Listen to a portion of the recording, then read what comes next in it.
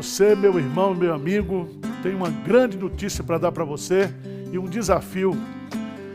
Está surgindo a nossa moradia compartilhada para idosos, aqui no Alto de Pinheiros. É um ministério da Igreja Presbiteriana de Pinheiros que quer acolher os seus idosos. Então eu quero fazer um desafio aqui para você. Está aqui o nome, Bezer. Bezer em hebraico significa fortaleza ou refúgio para os mais fracos.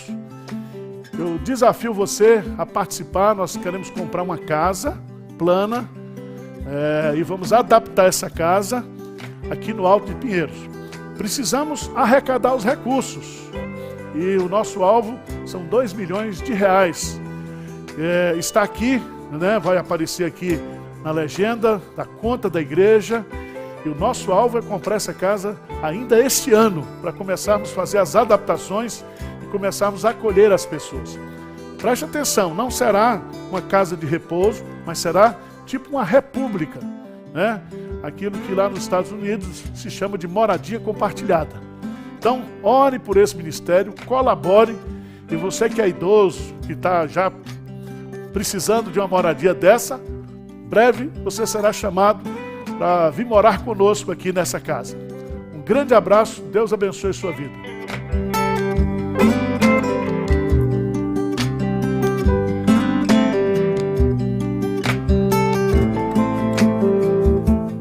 O Ministério Luz para o Caminho apresenta a LPC Cursos, uma plataforma de ensino à distância que tem o objetivo de equipar as igrejas do Brasil.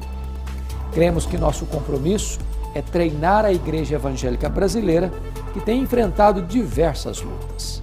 São cursos variados, com temas teológicos, de liderança, de vida cristã e muito mais. Além dos cursos ministrados por mim, teremos também a participação de outros professores especialistas em diversas áreas de interesse da Igreja. Acesse agora mesmo lpc.org.br e escolha um ou mais cursos e comece a se preparar melhor para enfrentar com sabedoria as questões da vida. LPC Cursos, ajudando você na caminhada cristã.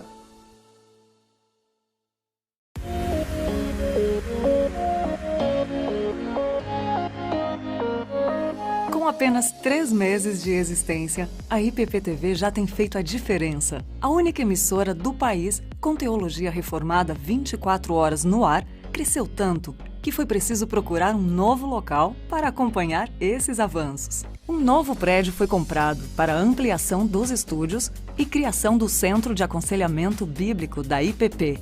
Será nesse lugar que novas emoções chegarão até você através do nosso conteúdo. Continuaremos falando sobre teologia, educação, valores familiares, saúde, esporte, cultura, boa música, lazer, além de muita informação sobre os principais acontecimentos da IPP. Tudo isso é feito por uma equipe que trabalha com muita criatividade para mostrar o lado simples e belo da vida.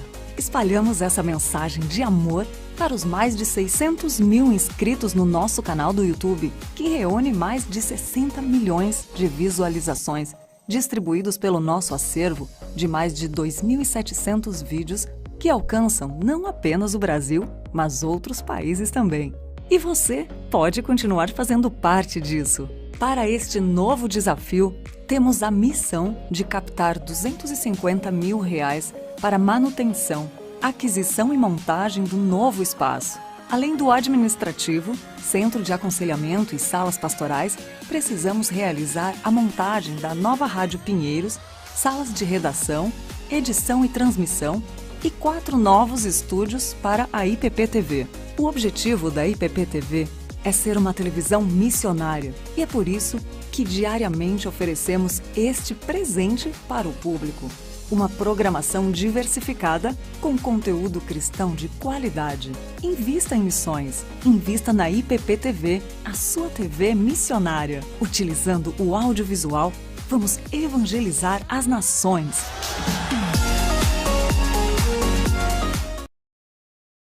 Olá, crianças! Está chegando a semana de vocês! dia 12 de outubro, ao meio-dia, Vocês já devem ter percebido que a apresentadora mudou. Uma meia velha do papai. a Antonieta, a repórter Alegria, o Dr. Osório, o Milton, a Nina e toda a turma te convidam para um dia de festa na IPP-TV. O Pinheirinhos TV traz a criançada para uma programação mais do que especial em comemoração ao Dia das Crianças. Porque hoje o dia é todo nosso. Fiquem atentos porque eu estarei lá. Será um dia de muita animação, diversão e brincadeiras. É dia de reunir a família e acompanhar o Pinheirinhos TV especial Dia das Crianças na IPP TV.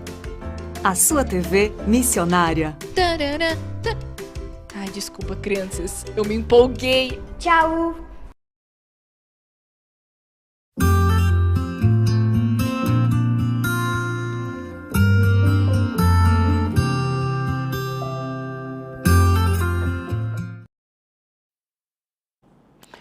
Muito bem, nós estamos iniciando a nossa Escola Bíblica Dominical do dia 11 de outubro de 2020, exatamente às 9 horas e 40 minutos. Você é muito bem-vindo, é um privilégio ter você aqui conosco para estudarmos a preciosa, rica, infalível Palavra de Deus.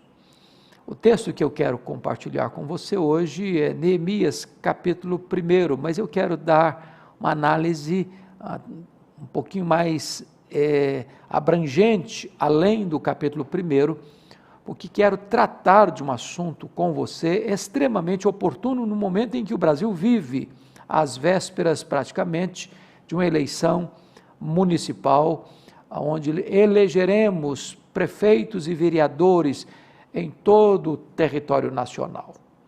Então, eu quero ler a parte desse capítulo 1 até o versículo 4, mas depois tecer algumas considerações em todo o livro.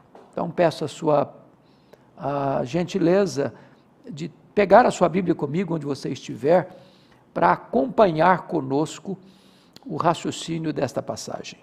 Está escrito o seguinte: as palavras de Neemias, filho de Acalias. No mês de Quisleu, no ano 20º, estando eu na cidadela de Suzã, veio Anani, um de meus irmãos, com alguns de Judá. Então lhes perguntei pelos judeus que escaparam e que não foram levados para o exílio e acerca de Jerusalém.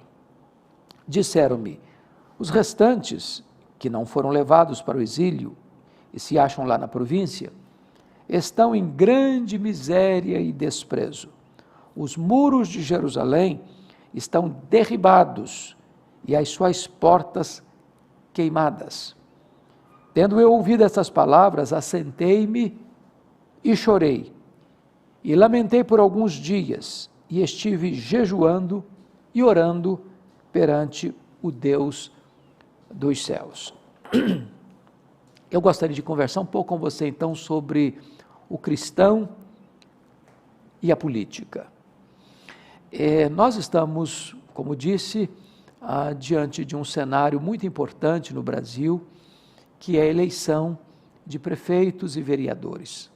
É a eleição com maior capilaridade em toda a nação, de certa forma, a mais importante para o crescimento da nossa nação. E é muito comum nós ouvirmos que um cristão jamais deveria entrar na política, porque todo aquele que entra na política se corrompe, todo aquele que entra na política acaba perdendo seus valores e se miscuindo em esquemas perigosos. E então nós não deveríamos laborar nesta seara, mas deveríamos entregar esta questão para outrem, que não os cristãos. Me permita discordar frontalmente desse pensamento. Política é a arte de bem governar. Nós somos um ser eminentemente político. Não adianta você achar que, ignorando os fatos ou se afastando da vida política ou entregando os destinos políticos da nação para aqueles que não são cristãos, que nós estaríamos tomando uma decisão sensata, balizada nas diretrizes da palavra de Deus. É claro que para entrar na política, penso, nós deveríamos ter pelo menos 3 predicados, 3 características. A primeira delas, um político precisa ter vocação. É um chamado, é uma vocação. E os reformadores entenderam que a política é uma sacrossanta vocação. Quem entra na vida pública abraça uma sacrossanta vocação. Como é que você descobre a sua vocação? Primeiro, por um pendor natural. É aquilo que você sente fortemente dentro de você, como que algemas invisíveis, como que mesmo tendo muitas outras portas abertas, você só enxerga aquela porta e por ela você entra. Este chamado interno precisa ter confirmação externa. Não adianta só eu achar que sou vocacionado para fazer algo e ninguém que convive comigo pensa a mesma coisa. Então, o vocacionado, ele tem uma confirmação da sua vocação pelo testemunho externo, além do testemunho interno. Mas também uma vocação pode advir de uma necessidade à sua volta. Vejam vocês que Neemias é um homem que tem coragem de fazer perguntas. Ele era copeiro do rei Artaxerxes, vivia numa situação de muito conforto na cidadela de Suzã. Ele tinha acesso ao rei diariamente, porque ele provava a comida e a bebida do rei antes que esse as recebesse, na sua presença, inclusive, e, portanto, esse homem tinha, de certa forma, uma posição de muita honra, de muita nobreza e de muito destaque no Império Medo-Persa. E quando ele recebe a visita de alguns filhos de Jerusalém, de Judá, inclusive seu irmão Anani, ele pergunta como é que estavam aqueles que escaparam do exílio babilônico, que ficaram em Jerusalém. E a resposta que ele recebeu, não, eles estão em grande miséria e desprezo. Os muros estão quebrados, as portas estão queimadas a fogo. A informação que ele recebe torna-o responsável para a solução daquele problema. Então, muitas vezes, pessoas foram chamadas para algo, para uma grande missão, simplesmente pelo fato de terem coragem de fazer pergunta e de receberem uma resposta, informando-os de que havia uma grande necessidade e elas então se sentem responsáveis diante de Deus para trazerem resposta àquele problema que lhes foram ou que lhes foi trazido. Então, Neemias recebe o seu chamado para ser governador de Jerusalém a partir desta informação, de uma pergunta que fez da situação em que estava a cidade de Jerusalém. O segundo predicado que eu entendo fundamental para alguém que vai entrar na vida pública, não só a vocação, mas também preparo intelectual. Aqueles que entram na política sem preparo intelectual vão ser inocentes úteis, vão ser massa de manobra, numa linguagem bem brasileira, vão comer na mão dos outros. Então não basta a pessoa querer ser candidato, não basta a pessoa se lançar candidato. A pergunta é, esta pessoa foi preparada para isso? Tem vocação para isso? Tem preparo intelectual? Para chegar lá e influenciar? Ser um farol? Ser uma voz? Dar direção? Porque aquele que governa, aquele que legisla, à luz da palavra de Deus, ele tem 2 missões. Primeiro, fazer o bem. Segundo, coibir o mal, seja na criação de leis, seja impedindo que leis perversas sejam criadas, ou administrando como gestor os recursos públicos para o benefício da sociedade. Então, alguém que não tem preparo intelectual vai ter muita dificuldade de cumprir com eficiência este chamado, esta vocação. Terceiro lugar, terceira marca de uma pessoa que entra na vida pública precisa ter é uma ética granítica. valores absolutos e inegociáveis. Gente que não se rende à pressão do poder, nem à sedução do lucro fácil. Gente que não se corrompe. Gente que não usurpa ou saqueia o erário público, que não enfia a mão gananciosamente no dinheiro que deve ser destinado a atender às necessidades do povo e promover o progresso da nação. Então, muitos políticos chamados evangélicos têm dado escândalos. Por quê? Porque mesmo talvez tendo um bom preparo intelectual, ou mesmo até tendo vocação, se capitularam, se renderam ao esquema de corrupção, se envolveram com propinas, se envolveram com esse jogo do poder que desvia recursos públicos que devem atender às necessidades da população para vantagens pessoais, para se locupletarem. E quando um político se corrompe, ele é perverso demais. Perverso demais. Porque tantas vezes desvia recursos que poderiam salvar vidas lá na ponta. Uma criança que morre na porta de um hospital sem atendimento, uma pessoa idosa que não consegue marcar uma cirurgia, a não ser com um ano, quando a cirurgia chega à data de fazer, a pessoa já faleceu, ou as nossas estradas, em grande parte do Brasil, sucateadas, e tantos acidentes, porque o dinheiro que deveria ser levado para atender aquela necessidade é desviado para contas bancárias nababescas, em paraísos fiscais. Então nós precisamos nos atentar para esse fato. Quem entra na vida pública precisa ter vocação, preparo e ética granítica, que não se conforma com os esquemas de corrupção tão presentes, sordidamente presentes na nação brasileira. Pois bem, vamos olhar agora este cenário com Neemias, porque quando você abre as Escrituras, você tem gente de Deus envolvida com a vida pública. E eu gostaria de citar alguns. O José do Egito, por exemplo, ele foi um gestor de alta grandeza. É claro que inteligência dada por Deus, para numa hora de uma crise mundial, ele pudesse salvar não só aquela nação, poderoso Império Egípcio, como também a família patriarcal que daria origem, traria ao mundo o Messias, a sua própria família. Então ele foi um grande gestor, ele foi um homem que administrou com sabedoria, com presteza, com firmeza, mas com doçura e misericórdia ao mesmo tempo. Você pega, por exemplo, a história de um homem como Davi, que é arrancado de trás da manada para ser rei de Israel e o mais destacado deles, para consolidar o reino, para estabelecer uma capital, Jerusalém, para estabelecer a unidade daquele reino.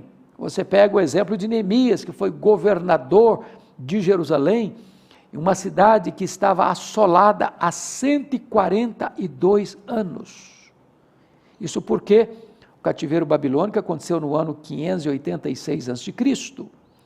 E Neemias entra em cena no ano 444 a.C., portanto, há 142 anos, a cidade estava cheia de escombros, pedras reviradas, portas queimadas, o povo empobrecido, embargos políticos, e ao redor inimigos conspirando para que a cidade não fosse reconstruída. E aquilo que se imaginava impossível, Neemias, por causa do seu chamado, da sua vocação, da bênção de Deus, da sua destreza intelectual, da sua capacidade gerencial, da sua gestão por excelente, ele consegue resolver aquele problema num tempo recorde de 52 dias. Então, vejam vocês que nós precisamos de políticos com esta estirpe, deste jaez, com estas marcas, como foi o Neemias, como foi depois, nesse mesmo, aliás, um período anterior, Daniel, que foi maior do que 2 impérios mundiais, Império Babilônico e Império Medo-Persa. como nós precisamos de gente vocacionada, e a igreja cristã precisa identificar pessoas com este perfil, com esta vocação, treiná-los, orientá-los, para quê? Para que eles sejam políticos não para trabalhar fisiologicamente para aquela comunidade que os elegeu, mas gente que tem uma visão mais ampla, republicana, gente que tem uma visão mais plena do que é o país, do que é a nação, das necessidades da sua nação, ou no caso aqui, nessa eleição particular de prefeitos e vereadores, do seu município. Não é gente que diz, não, eu quero entrar na política para servir, ao contrário, é gente que já serve a comunidade e agora quer então continuar servindo com legitimidade, né? Não é discurso, é exemplo, é prática. Bom, Neemias se apresenta com credenciais para ser governador de Jerusalém, e a primeira coisa que eu chamo a sua atenção é a capacidade de fazer perguntas. Fazer perguntas é algo arriscado e muito perigoso, porque quando você pergunta como vai, você precisa ter disposição de ouvir a resposta. E se você ouvir a resposta, na resposta tiver uma grande necessidade, quem sabe Deus está levantando você para atender aquela necessidade. Foi o que aconteceu com Neemias. Ele vivia confortavelmente no luxo, na cidadela de Suzã, dentro do palácio, servindo ao rei, com as mãos sem calos, com os pés protegidos, sem qualquer risco. E de repente uma necessidade gritante a mais de 1000 quilômetros de onde ele estava, mexeu com a vida dele, mudou a história dele, mudou a agenda dele. E por isso hoje você e eu conhecemos quem foi Neemias. De certa forma ele sai do anonimato do luxo para o estrelato das lutas, para servir ao seu povo, para restaurar a cidade do sepulcro de seus pais. Quando ele pergunta, é alguém que quer saber como é que as pessoas estão, que quer ter informação de como as pessoas estão vivendo, lá no vale da sua dor, lá distante de nós, às vezes esquecidos, abandonados, rendidos a uma grande miséria e pobreza e desprezo.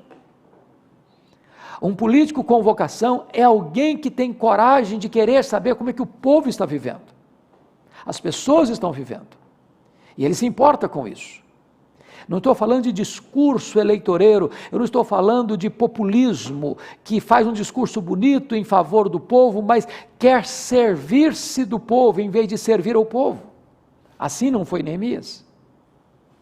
Segundo lugar, Neemias foi um político de qualidades excelentes porque ele foi capaz de diagnosticar os verdadeiros problemas que afligiam o seu povo.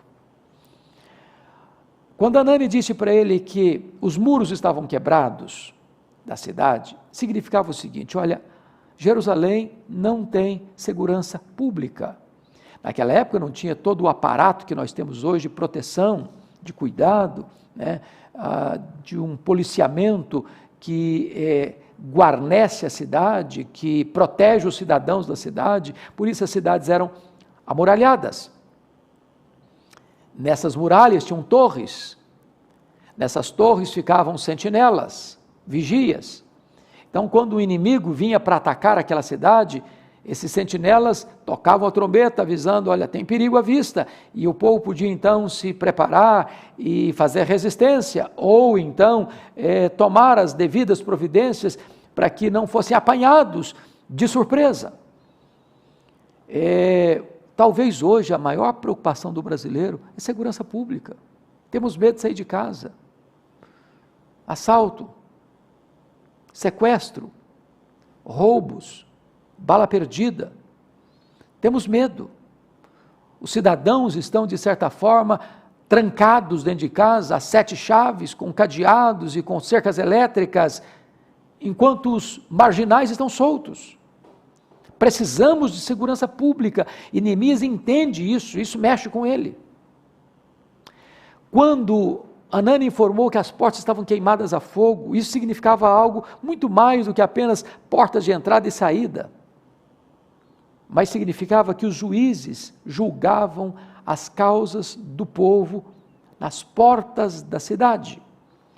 Isso significa que não apenas não havia segurança pública em Jerusalém, mas o serviço, o trabalho, o ministério do poder judiciário, do julgamento das causas do povo estava falido.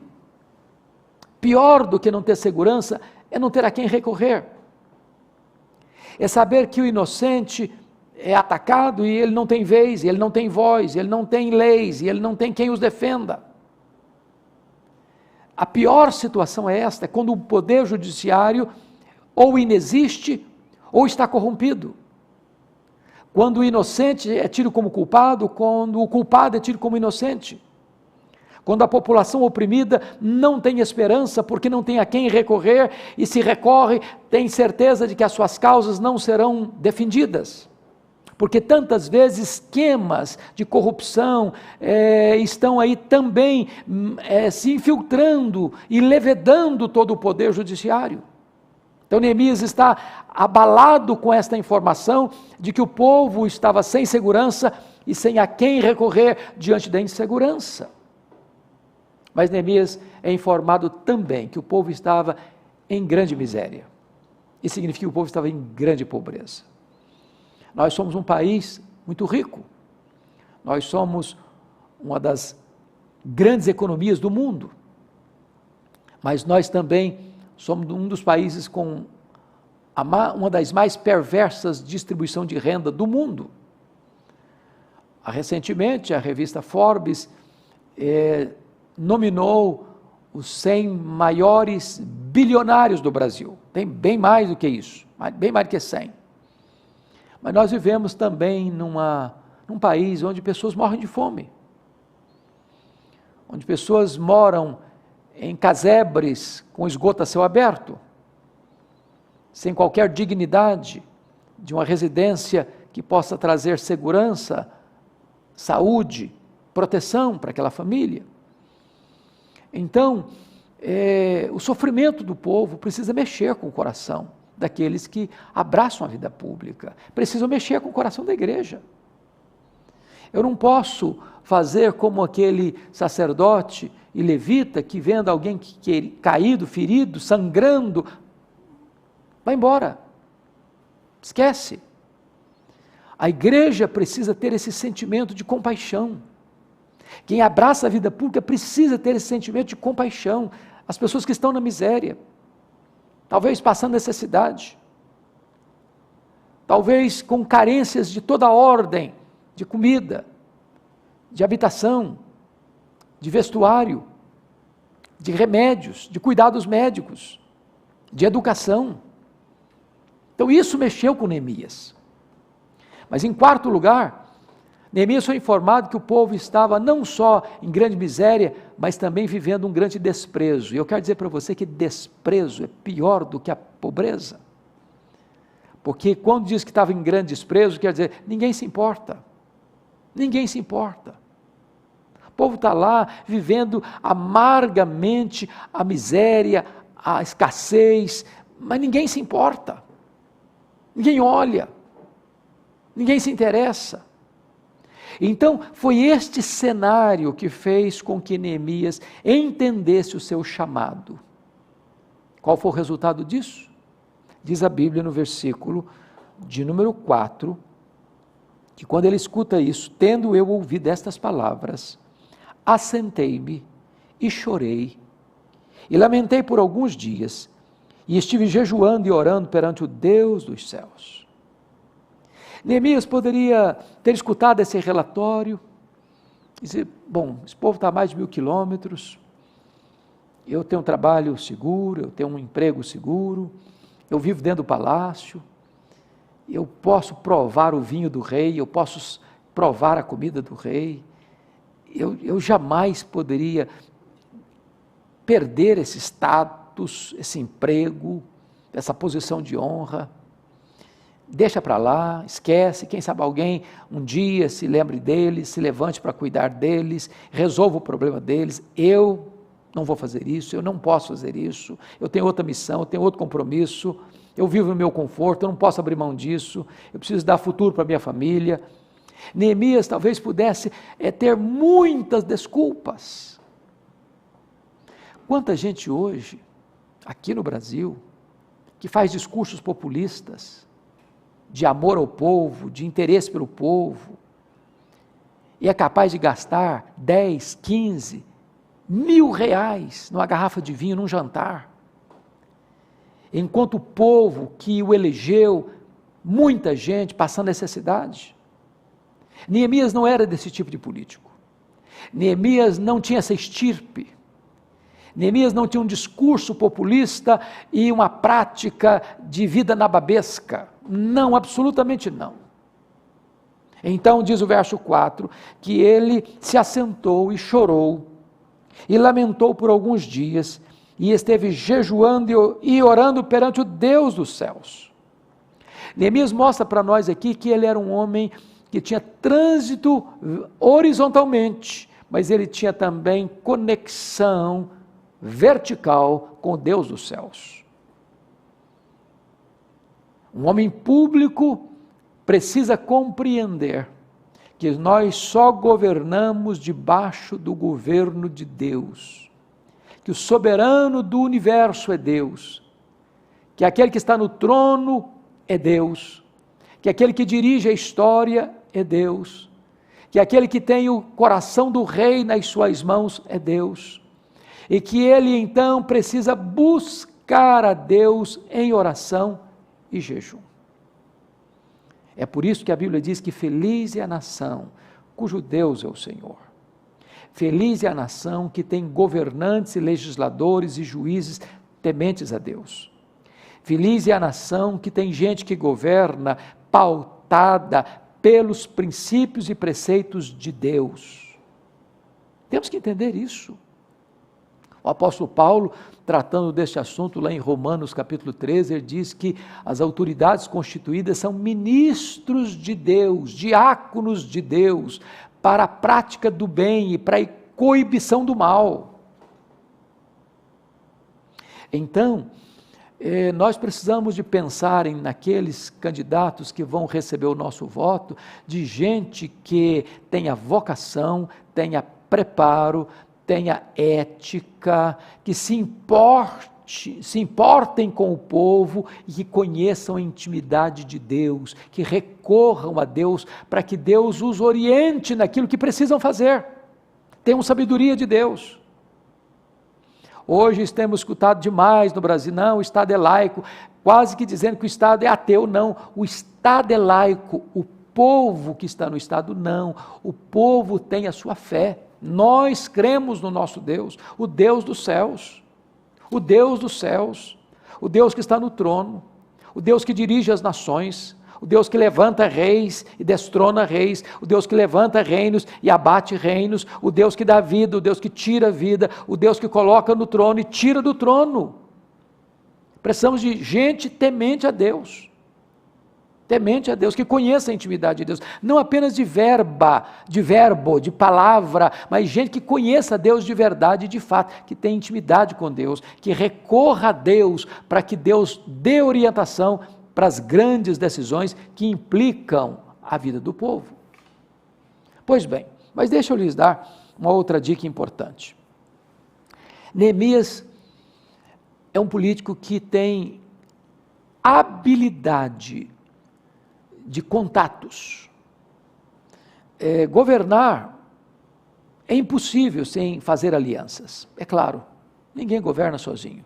Neemias sabia que não podia se lançar como alguém para restaurar a cidade de Jerusalém sem o apoio do rei Artaxerxes, sem sustento financeiro, sem provisão, sem proteção para fazer a viagem, sem ter garantias de que chegaria lá e por trás dele estaria todo o aparato do governo, do reino, de Artaxerxes.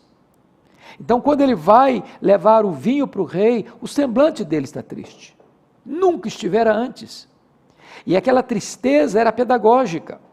Aquele semblante abatido era proposital. porque isso deveria provocar uma pergunta ao rei: ô Neemias, o que está acontecendo com você? Você nunca entrou aqui triste? Você nunca entrou aqui abatido? O que aconteceu? E nesse momento então é que ele ora a Deus e Deus lhe dá a sabedoria, não para falar de Jerusalém, porque a ideia que ele tinha, por causa dos inimigos que conspiravam à volta, é que aqueles judeus eram rebeldes, estavam lá para fazer rebelião, estavam esquecidos, a obra parada. E a resposta dele é magnífica. Veja você o que ele respondeu: viva o rei para sempre, como não me estaria triste o rosto se a cidade onde estão os sepulcros de meus pais está assolada e tem as portas consumidas pelo fogo. Ele não fala o nome da cidade de Jerusalém estrategicamente, sabiamente. Ele só retrata que essa cidade é a cidade onde estão os sepulcros de seus pais. E é desta forma que o rei perguntou: que me pedes agora? Então, ele tem esta habilidade, ele tem esta sabedoria para conversar. Quando ele fala, ele não fecha portas, ele abre portas. Ele não tropeça na sua língua. Seu discurso é extremamente cirúrgico, porque ele tem um propósito: alcançar o favor do rei. E então, diante destas informações, o rei dá a ele a oportunidade de ir a Jerusalém, dá recursos para ele ir para Jerusalém, dá escolta para ele ir a Jerusalém, dá autorização para as matas, onde ele pudesse tirar madeira nobre para reconstruir as portas de Jerusalém.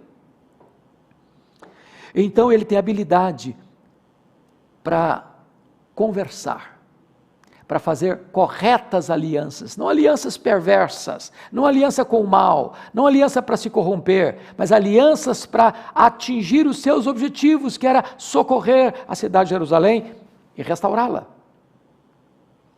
Mas ainda, Neemias, ao chegar em Jerusalém, ele tem a sabedoria de não falar nada para ninguém.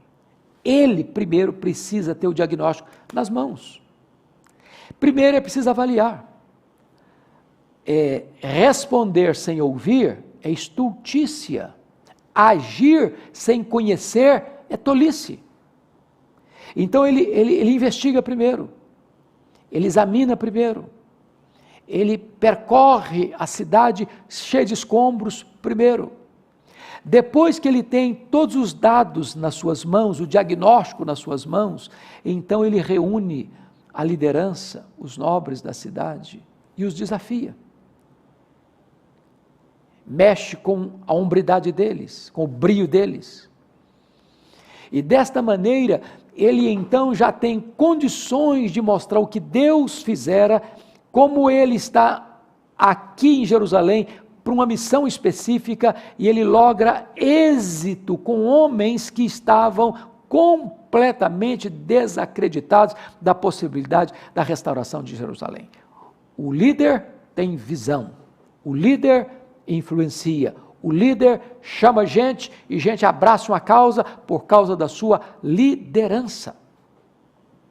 Outra coisa fundamental em Neemias, como um gestor público, capítulo 3 diz isso, é que ele colocou cada pessoa no lugar certo e mobilizou todas as pessoas possíveis para abraçarem a obra. Ele como governador, o sumo sacerdote, os perfumistas, as mulheres, gente de perto, gente de longe.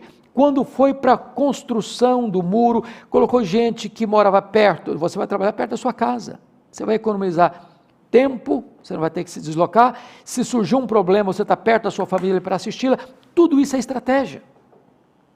Todo mundo trabalhando, todo mundo junto, com o mesmo alvo, com o mesmo propósito, com a mesma motivação. Isso é liderança, isso é estratégia, isso é gestão. Gestão, vocação, para administrar. Mas ainda, Neemias mostra para nós como se lida com sabedoria com os inimigos, porque preste bem atenção, num mundo onde a corrupção está instalada, porque a corrupção está instalada no coração, é preciso ter muita sabedoria, habilidade e firmeza para lidar com as pressões, porque tem muita gente que não tem interesse que a coisa dê certo, tem gente que torce contra, é o que nós vemos na política brasileira, tem gente que torce para dar errado. Eles não amam a nação, eles não amam o povo, eles amam o poder, eles amam a sua posição. Então Neemias enfrentou vários inimigos, os samaritanos estavam ali, os árabes estavam ali, e eles então começaram a dizer, não, eles não vão conseguir, não, esse muro que estão levantando aí é uma muretazinha muito fajuta, se passou uma raposa derruba. Depois que o mundo perceberam que a obra estava avançando e crescendo, eles começaram a espalhar boataria. Olha, eles vão atacar, o inimigo vai atacar. E você sabe que se você está desestabilizado emocionalmente, você não produz. Quando perceberam que não tinha mais jeito mesmo, eles chamaram Neemias para sentar à mesa. Não, vamos fazer aliança aqui, vem cá, vamos conversar. Neemias, não, estou fazendo uma grande obra, não posso descer não. Alianças se faz com gente que tem motivação boa, propósito santo, que ama Deus e que ama o povo.